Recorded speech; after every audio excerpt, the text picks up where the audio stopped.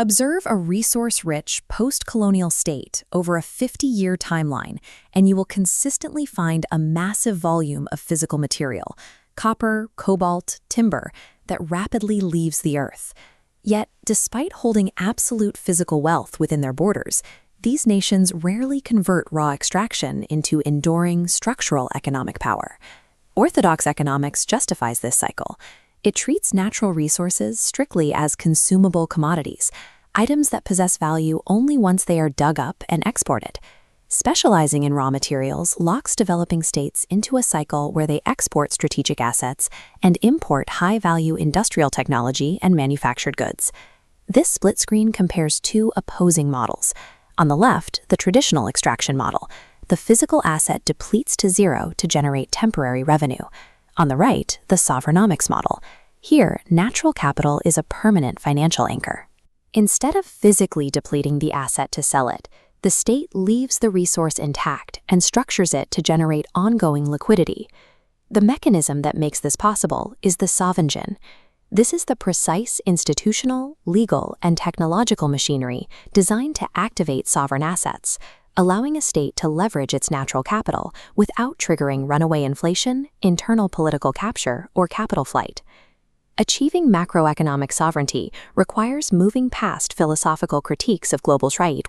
A state must abandon reliance on global goodwill and instead build a hard-coded institutional architecture to govern its own wealth. Ideas alter macroeconomic outcomes only when they are codified into measurable, enforceable constraints. We call this operational transition, doctrinal activation. This node, representing natural capital, is enclosed by a hard legal boundary called keep wealth law. Derived from the Enchangé doctrine, this rule prevents the state from liquidating its foundational assets or subjecting them to reckless collateralization. Once the asset is protected, it must be measured. A valuation process, the Ayuk doctrine, scans the physical data of the bounded asset. This environmental and geological data is translated into a standardized financial metric, the Sovereign Asset Index, integrating the raw resource directly onto the national balance sheet. Notice how these two elements interact. The Sovereign Asset Index provides the active financial valuation, but that valuation links directly back to the keep wealth boundary. The financial data is strictly capped by the legal constraint, ensuring the physical asset is never fully leveraged or depleted by short-term administrations. Measuring natural resources without legal preservation simply creates an inventory list for foreign extraction companies.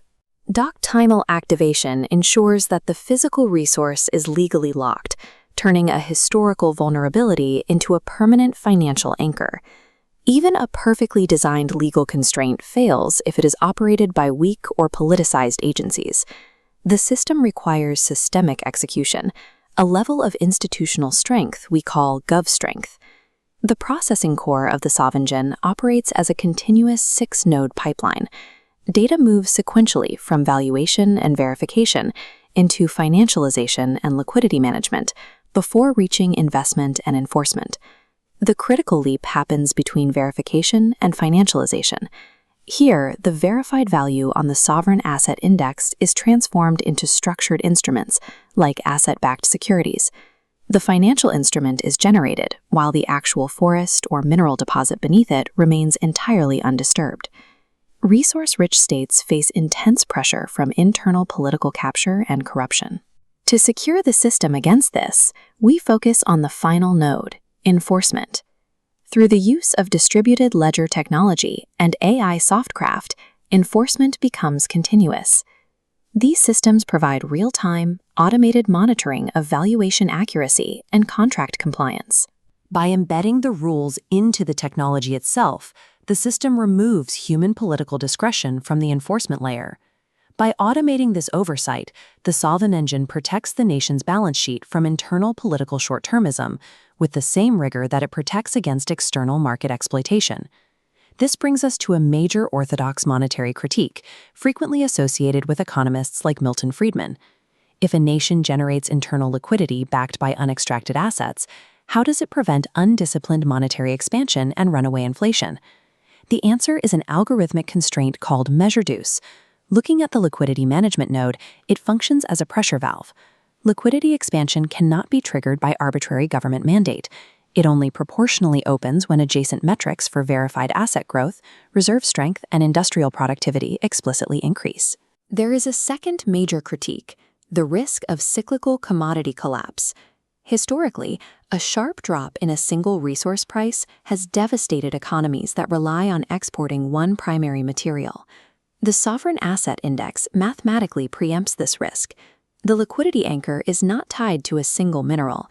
It is a diversified pie chart encompassing ecological systems, strategic minerals, and existing infrastructure networks. A price drop in a single commodity sector cannot empty the overall liquidity pool. Sovereignomics engineers inflation and commodity volatility out of the system by chaining every new unit of liquidity directly to a diversified, verifiable physical reality. A perfectly designed internal mechanism must eventually interact with the physical world. Implementing this macroeconomic shift requires an evidence-driven, phased rollout rather than a sudden mandate. The rollout follows 4 strict stages. It begins with isolated pilot implementations under controlled conditions. Once observable successes in liquidity and infrastructure are proven, the system moves into expansion, multiplying across various regions of the continent. As the nodes spread, they enter the integration phase. Independent national systems connect via data lines across borders. This forces participating states to align their valuation standards and governance frameworks, pooling their assets to distribute risk over a massive geographic area, leading to final consolidation. This culmination is called Africapitaling. It is the point where separate national asset pools converge into a shared continental financial architecture, generating massive economic scale and unified global bargaining power.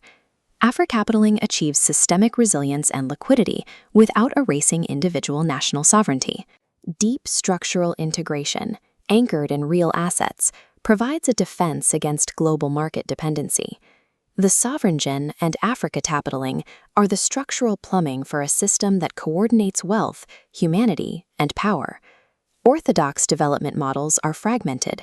When a nation focuses solely on the economics of production, it often creates hollow growth that ignores social equity and human dignity. Yet, social well-being remains fragile and externally dependent without the financial control we have just built. Without fund sovereignty, a nation's schools and hospitals remain at the mercy of foreign donors and external credit conditions. Only when all 3 function together does the system achieve balance. Production generates wealth, humanomics directs its benefits toward human life, and Sovereignomics provides the power to preserve that wealth. This is the African Economic Trinity, converging to create legacy wealth. Sovereign power rests on the ability to build and defend a permanent, unassailable financial architecture that survives the short-term cycles of politics and markets. Sovereignomics provides the blueprint to convert raw resources into the lasting wealth required for a state to govern its own future, moving the nation from an object of extraction to a center of independent financial power.